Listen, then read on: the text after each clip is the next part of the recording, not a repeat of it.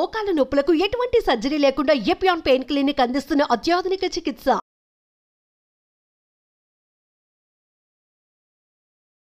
Welcome to Suman TV. నేను మీ నవీన్. ప్రస్తుతం మనతో ప్రముఖ గ్యాస్ట్రోఎంట్రాలజిస్ట్ డాక్టర్ పులి చంద్రశేఖర్ గారు ఉన్నారు. హాయ్ సార్, నమస్తే అండి. నమస్తే అండి. సార్, మలబద్ధక సమస్య సార్, ఇది బయటికి చెప్పలేరు, ఏంటంటే మొహమాట పడిపోతూ ఉంటారు. సో అసలు మనము రోజుకి ఎన్నిసార్లు మూత్ర విసర్జన చేయాలి, మల విసర్జన చేయాలి? అదేవిధంగా ఒకసారి ఒక 4 రోజులు 5 రోజులు దీన్ని ఆపుకుంటే ఏమైనా ప్రాబ్లం వస్తుందా? కొద్దిమంది ఇది రావడం కోసము చాలా ఓరల్గా అంటే కొన్ని సిగరెట్లు తాగుతూ ఉంటారు, పాన్ పరాకి వేసుకుంటూ ఉంటారు, ఇట్లాంటివన్నీ ఉంటాయి. సో ఈ మలబద్ధక సమస్య ముదిరితే పైల్స్ నుంచి కొలాన్ క్యాన్సర్ వస్తుందని నేను ఒక ఆర్టికల్ చదివా. అది ఎంతవరకు వాస్తవం అండి? మంచి పాయింట్ అండి.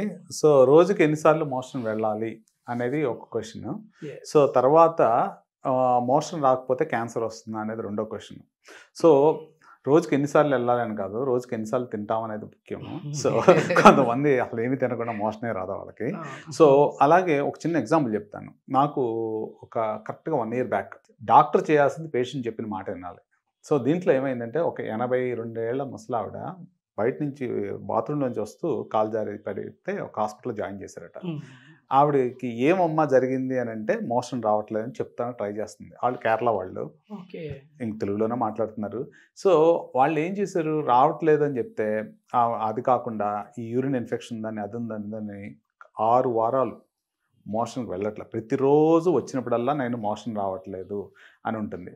మోషన్ రావట్లేదు. సో మోషన్ రాకపోవడం వల్ల వాళ్ళకి యూరినరీ ఇన్ఫెక్షన్స్ కూడా వస్తూ ఉంటాయి. సో మనకి జనరల్గా ఒక మోషన్ ఎలా వస్తుంది అని చూసుకుంటే, తీసుకున్న ఆహారం అంతా డైజెస్ట్ అయిపోయిన తర్వాత ఈ చివరి భాగంలో మనకి మోషన్ ఇక్కడి నుంచి పెద్ద పేగులో నుంచి స్టార్ట్ అయ్యి కింద వరకు వస్తుంది.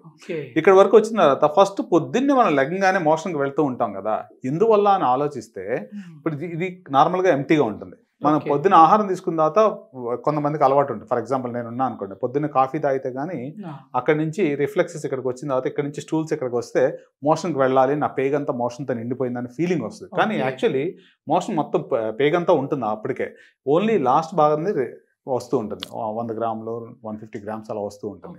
సో అదే కొంతమందిలో పేగిపోతే వ్యాధి ఉన్న వాళ్ళకి ఇది ఇన్ఫ్లేమ్ అయింది అనుకోండి, ప్రతి 5 నిమిషాలకు పరిగెత్తాలనుకుంటారు, టాయిలెట్ అర్జెన్సీ అంటాం అన్నమాట దాన్ని.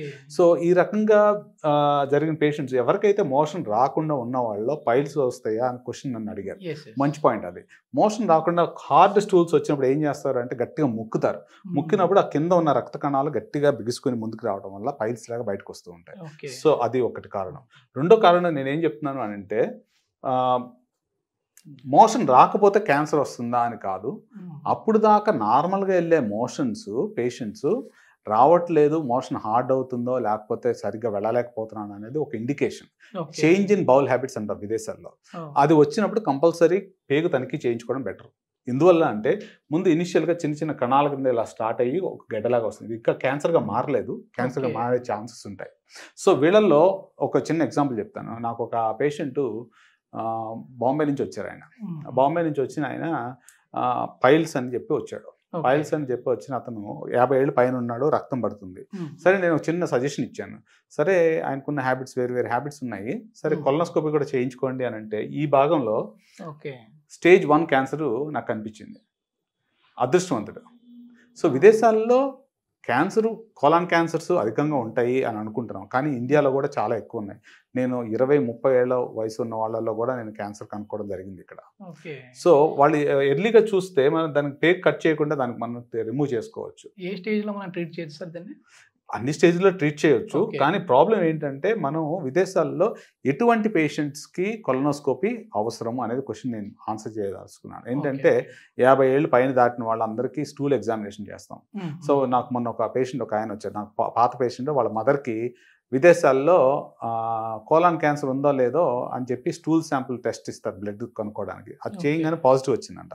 పాజిటివ్ రాగానే భయపడిపోయి నాకు క్యాన్సర్ ఉంది, ఇమీడియట్గా నేను డాక్టర్ని చూడాలి అనే దానికి వస్తే నేను అక్కడ చేయించుకోనని చెప్పి అక్కడి నుంచి ఇక్కడికి వచ్చి నాతో చేయించుకున్నారు. ఆవిడకి ఈ భాగంలో ఇలా కణితిలాగా ఉన్నది, మొత్తం తీసేయడం జరిగింది. అంటే పేగు తీయకుండా ఓన్లీ దాని వరకు తీయొచ్చు. So she was lucky. So విదేశాల్లో మనకి క్యాన్సర్ వస్తుందా లేదా అని చెక్ చేయడానికి స్టూల్ శాంపుల్స్ చేస్తాం. 50 ఏళ్ళు దాటిన వాళ్ళకి కొలనోస్కోపీ ఒకసారి చేస్తే మళ్ళీ 5 ఏళ్ళ తర్వాత మళ్ళీ చేయించుకుంటారు అక్కడ.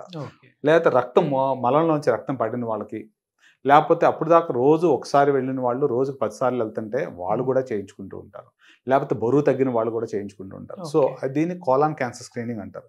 నేను ఎవ్రీ ఇయర్ ఒకసారి మార్చిలో, ఇది కోలాన్ క్యాన్సర్ అవేర్నెస్ అని ఉంటుంది, మార్చిలో నేను వాళ్ళకి ఫ్రీ కొలనోస్కోపీ చేయడం అలాంటివి జరుగుతూ ఉంటుంది. కొంతమంది సబ్స్క్రైబ్ అవుతారు, ఆ టైంలో వచ్చి చేయించుకుంటూ ఉంటారు. This something I want give it to our country. Actually నేను విదేశాల నుంచి వచ్చిన బౌల్ క్యాన్సర్ స్క్రీనింగ్ అని యూకేలో చేస్తూ ఉంటాం. వాళ్ళు కూడా ఇక్కడ ప్రవేశపెట్టాలని అనుకున్నారు. ఏంటంటే ప్రతి ఒక్కరికి దే డిజర్వ్ పెద్ద పేగు ఉండాలి. లేదనుకుంటే బ్యాగ్ బయట వేసుకుని టాయిలెట్ బయట ఉంటే చాలా కష్టంగా ఉంటుంది అనమాట. సో ఎవరికైతే ఈ ప్రాబ్లమ్స్ ఉన్నాయో, ఎవరికైతే ఎక్కువ మోషన్ వెళ్ళటమో, తక్కువగా వెళ్ళటమో, రక్తం పట్టడమో, లేకపోతే బరువు తగ్గడమో, లేకపోతే 50 ఏళ్ళు దాటిన తర్వాత ప్రతి ఒక్కరు కోలాన్ క్యాన్సర్ స్క్రీనింగ్ అంటాం, ఇవి చేయించుకోండి. సో దానివల్ల మనకి క్యాన్సర్స్ అవాయిడ్ చేసుకోవడానికి, ఎర్లీగా ఉంటే ఒకసారి తీసేసాం అనుకోండి, వాళ్ళలో ఇంక మళ్ళీ క్యాన్సర్ రాదు 5 ఏళ్ళ వరకు. మొత్తానికి నిర్లక్ష్యం అయితే చేయకూడదు. అంటే ఒకవేళ సరిగా మరీ ఎక్కువ మోషన్ అయిన ప్రాబ్లమే, అట్లా అని చెప్పేసి అవ్వకున్న ప్రాబ్లమే. అది ఏజ్ బట్టి ఫ్యామిలీ హిస్టరీ కూడా చాలా ఇంపార్టెంట్. మర్చిపోయాను.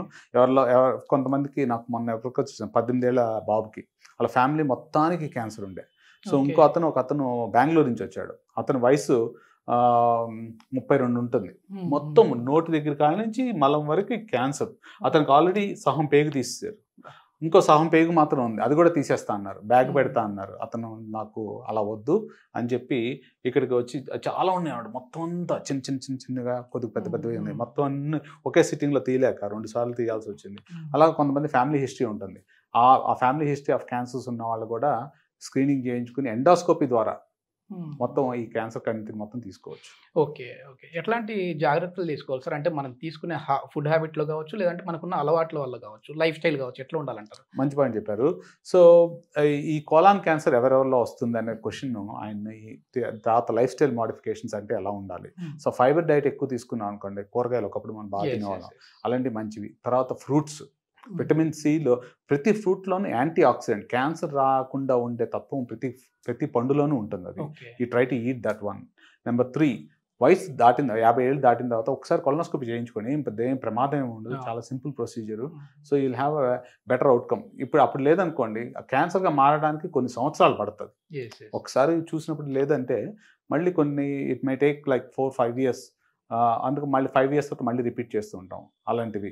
సో ఎక్కువ హైడ్రేషన్, నీళ్ళు ఎక్కువ తీసుకోండి.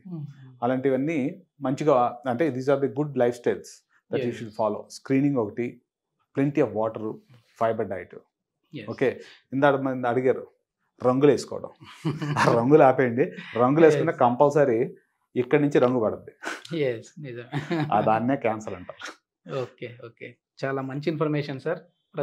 ప్రతి ఒక్కరికి ఉపయోగపడే వీడియో. సో ఇది అందరికీ రీచ్ అయ్యేలా షేర్ చేయండి. Thank you sir. Thank you very much.